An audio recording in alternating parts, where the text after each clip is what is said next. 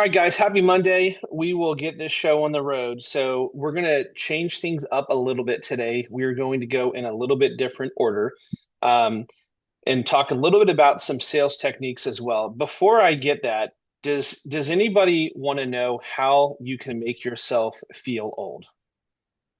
Okay, how can you make yourself feel old? And the answer is not be a realtor for 12 months. That'll probably do it, is put some age on you. The answer is have your youngest kid turn 18. So my daughter turned 18 today. So Brent, you've got that coming in a couple of years. A couple of you guys that I know have kids that are out of the house and grown. So We wow, it's just had kind of a we just crazy. had a sweet 16. I know. Yeah. Yeah. Well, good luck with the car insurance once that kicks in. But yeah, crazy how fast it goes. Yeah, Dave, yours is 33. So the next step for my family is so I've got boys are 22 and 20, daughters 18, is getting them off the payroll. So that's so the sadness, oh, they're getting older, they're leaving the house, they're empty nesters, will then hopefully be followed by they have jobs at some point in the future. Um so I'm Dave, you successfully navigated that one with Adam. So maybe I'll ask for your advice here over the next couple of years. But anyway, happy Monday, guys. So we're going to talk about the market because we had a Fed meeting last week. We had a widely expected Fed cut last week. That was really a non-event. The market had priced it in for 30 days. It was expected. The Fed didn't say anything unexpected that spooked the market. So everything last week was as expected. We have a lot of news to come to talk about this week. We have 2 months worth of jobs reports, 2 months worth of CPI reports. So October and November for both. By the end of this week, we'll pretty much be caught up from the government shutdown lag. I also have a product we want to talk about with you guys today. Put a little teaser in the invite if you got a text or saw a Facebook post from us. So we'll talk about that. Before I do that, I want to talk about sales a little bit because it's the end of the year and it's a great time to reach out to past customers. So if you think that you do a great job of staying in touch with your past clients, post a like thumbs up, raise hand. Let's see in the chat who thinks you are an absolute rock star with communicating with past customers. Okay, and I'm not going to wait the full 30 minutes till we get one person that says yes. Okay, Mike Smalley, raise your hand. yeah, no, no. Now on the other side, who thinks there is room for improvement? Okay, who thinks you could do a better job? Okay, okay, I'm going to throw my hand up, and I'm guessing we're going to have lots of honest people on a Monday morning that are guilty as charged, right? Um, so I want to share with you guys two recent experiences that remind me how important it is to keep in touch with the past clients. Okay. So I have a client. I won't share his name, but I've done 3 or 4 transactions for him. And he's one of my favorite customers of all time because he's just a good guy. Like when he needs something, he calls me up. He listens to my advice. He's really easy to work with. And I've done a couple deals for him. Like 2012 was the first time, and then 2015, and then he did a refi in 2020 when rates hit all-time lows. And he called me last week on Monday. So I was in Louisville last Monday. My daughter had a cheerleading competition, and I was like, "Sweet, he may be doing something else, right? Or maybe he has a referral."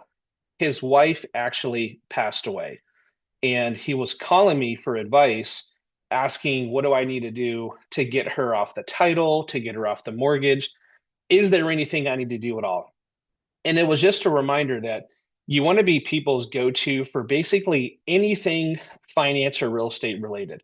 So certainly there's nothing I can do to help him with navigating how to remove his wife off the title, or does he need to do anything, or does he need to call his mortgage company?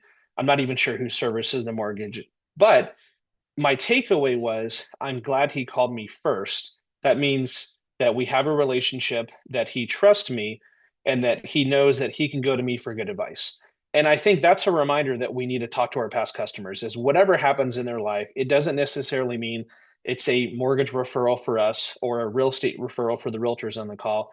It just means they look to us as a trusted advisor. And I think that's what we want. I wish all 3,000 or however many past clients I have that would call me for life events like that. Hey, Mike, I need a good lawn service company. Do you have one? But I think it's a goal we should all strive to, right? Like if someone needs a pest control company, I would imagine you guys want them to call you because the more communication, the more conversations you have with past clients, the more likely they're to transact with you as a repeat client or refer you to friends, family, and coworkers. So that was a good reminder. I also received an email this morning from a customer who says, "Hey, Mike, I want to schedule a consultation with you. I'm not sure if you remember me." And I absolutely remember her. Her and her husband immigrated from Russia. She was a professor at UCF. And I remember he was a massive man. Like I told Liz this morning, I think he had the biggest hands I've ever seen when I shook his hands. Like I was like, holy cow, like I feel like I'm tiny. Like I'll never forget this guy. And I've done one or two things for them over the years, but the last time I did a mortgage for them was about 8 years ago. And I feel bad because I haven't called or done, like birthday calls or client annual review calls. I guess we did a good job with them once or twice, and they're getting our emails and stuff. So I think I saw Jennifer say, "I'm better now with my new CRM." And so I think for all of us, handling your past clients is really important and stay in contact with them. And your CRM certainly can make that efficient. You can set up automatic newsletters and home anniversaries and homestead exemption filing reminders and birthdays and stuff like that.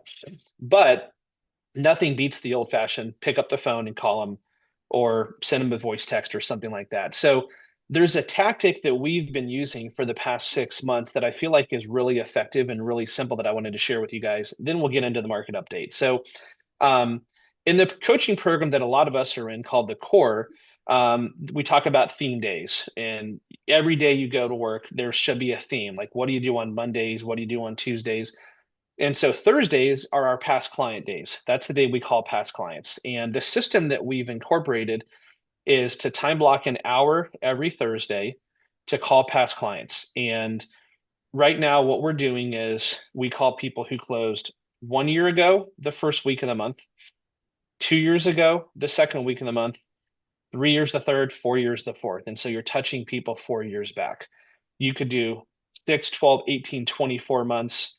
You could do between 1 and 2 years, 2 and 3, three, depending upon how many past customers you have and how much time it's going to take, you can adjust that. But the point being is in all of our schedules every single week, there should be time, in addition to the automated CRM emails and text, there should be time to pick the phone up in an old fashioned phone call. And I think a lot of us are fearful of, well, what do I say if I haven't talked to them for a couple years, right? Like that was a hurdle for me for a long time. What I say is like, "Hey Beth, it's Mike. I helped you with your mortgage a couple years ago. I haven't talked to you in a bit. I just wanted to see how you're doing, right? Or how's the house?" Don't overthink it and keep it basic. And so what that would look like this Thursday. So this Thursday is the third Thursday of the month. So that would be people that closed 3 years ago. So I would pull up a list of everyone that closed in December of 2022. Okay. So 3 years ago. Next Thursday, which I probably won't be calling people because that's Christmas Day. Might have to squeeze 2 weeks into 2 years into this week, but that would be 4 years ago. That would be everyone who closed in December of 2021. And if you implement something like this, there's a way you can touch every past customer of yours within the next 6 to 12 months, depending upon how aggressive you are. But it was just a reminder to me that we spend so much time and energy and effort on acquiring new business, new lead acquisition, new client acquisition. There is a gold mine that all of us have that could spend out thousands and thousands of dollars a month of repeat business, and it's called our database. And having a great CRM like we do, and a lot of you probably do, is a great touch point, but nothing replaces the old fashioned phone call. So just thought about that today because a couple recent things made that, to me kind of a hot button topic. All right, so with that, let's jump into the market. So last week we had a Fed meeting. The Fed cut 0.25%, 25 basis points. That was the third cut of the third, fourth quarter of this year. Widely expected, and Chairman Powell really didn't say anything that was unexpected. And so the result for us as far as how the market reacted was positive. Um, the next Fed meeting, and if you guys can see my screen on the CME watch chart here, is in January. So they meet every 6 weeks. There's a 75% chance of no Fed rate cut in January. Although I would expect we're going to get some cuts in 2026, but it's going to be kind of matter of when and what the data says. So January 28th is the next meeting. 74% of those polled think the Fed's going to pause. I think the Fed will pause. I think they'll probably pause again in March unless the next few months of data is really weak on employment and inflation cools. But there's a difference of opinions in March, but pretty locked in right now that you're not going to get a Fed cut in January. The Fed's going to pump the brakes and sit tight. I think that's probably the appropriate measure as well. Um, but here's what happened last week. So last week we got a Fed meeting. The bond market reacted positively. This was Wednesday on Fed Day. And the bond market has improved a little bit since the Fed meeting. And that's because the Fed didn't say anything too dovish, meaning they were going to continue cutting Hello. aggressively, which could lead to future inflation. They weren't too hawkish. They did a good job. They were pretty balanced. Um, the market this week, and I used the analogy last week of a rubber band, where I said if you think about a rubber band and you stretch it and stretch it and stretch it, at some point it's going to break. And if we look at the past few months of the bond market is acting like a rubber band. Starting at the beginning of September, for the past 3.5 months, the bond market has been trading in a very, very wide, narrow margin. The longer we trade in this margin, the tighter the rubber band stretches. And at some point, the rubber band's going to break and the market's going to adjust. I think there's a pretty strong probability that the market will break this week. And the reason the market will probably break this week is what we're getting this week, which is information and data, we haven't gotten for the past 2 or 3 months. During the government shutdown, no economic reports were being released, they were very delayed. And so this week, we have the chance to have a big breakout.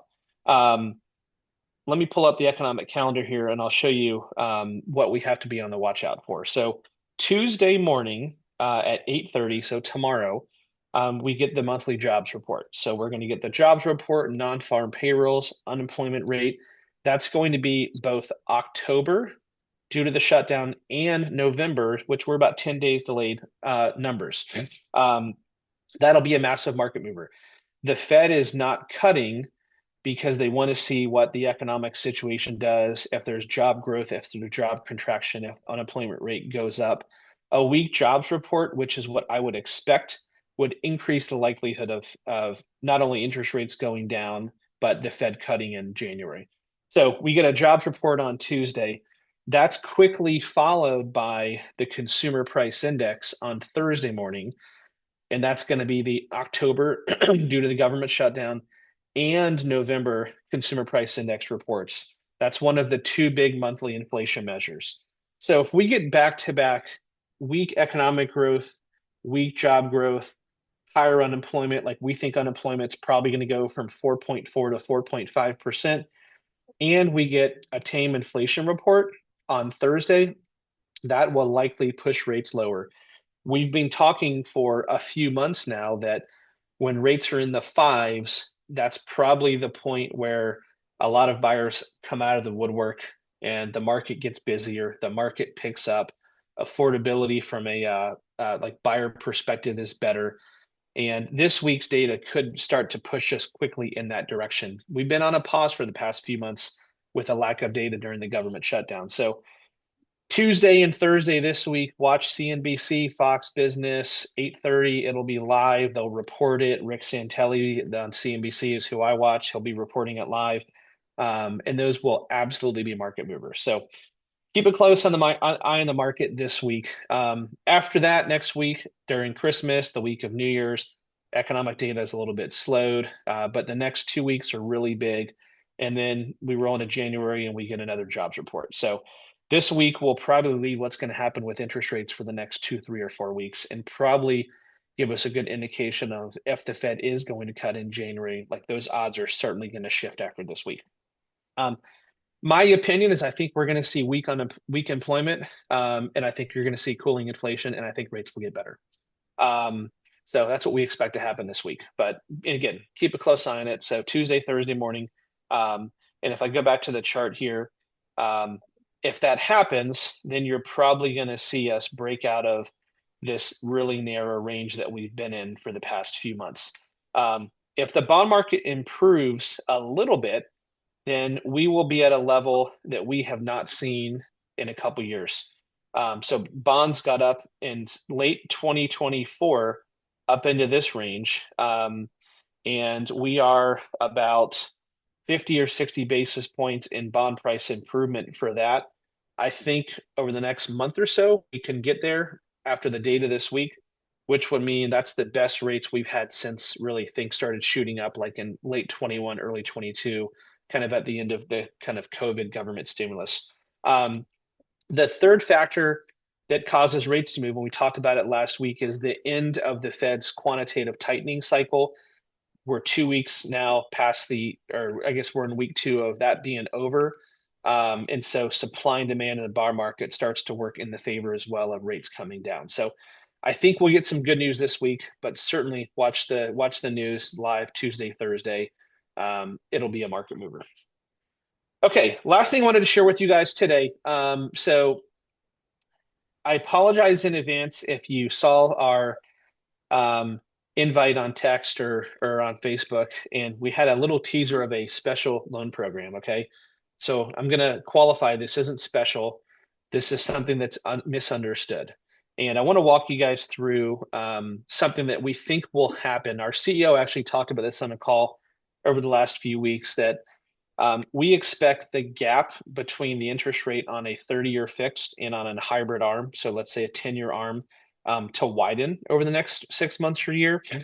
When that happens, arms become cheaper and they can become more favorable. I feel like there's two types of people. When you say the word adjustable rate mortgage, okay, there's two types. One is they're fearful of it because they don't understand it at all. Talked to a new borrower over the weekend that thinks they're going to live in the house for 5 years. And so we started talking about adjustables as something that they should consider. So there's one type that is fearful of it because they don't understand it. There's another type that is fearful of it because they misunderstand it. And those are typically people that lived through the housing crash in 2008 when adjustables were structured significantly different than they are today. But we feel like this is a program, and this doesn't work for every customer. So FHA loans and VA loans and bond first-time homebuyer loans, adjustables aren't really something that should be considered, and in some cases aren't even offered. But for a conventional mortgage or a jumbo mortgage, it's definitely something that should be considered and analyzed if it makes sense. And so I want to walk you guys through this kind of in advance of a market where I think the market share of adjustables will increase. I want to make sure that you guys are armed and understand exactly how they work. Okay, so the average person lives in their house. I've seen all kinds of statistics, 5 years, 7 years, 10 years. We feel like it's probably longer than it has been for some time, especially the people that refinanced during COVID are probably going to live there longer because they're at, historically low rates. So let's say it's 10 years or 8 years or something like that, a little bit longer than historical averages. That's one factor to consider if this type of loan is appropriate for you. The other factor to consider is how long are you likely to have the mortgage for? Because you don't always have the mortgage the same length of time that you own the house. And that's a little bit shorter period of time.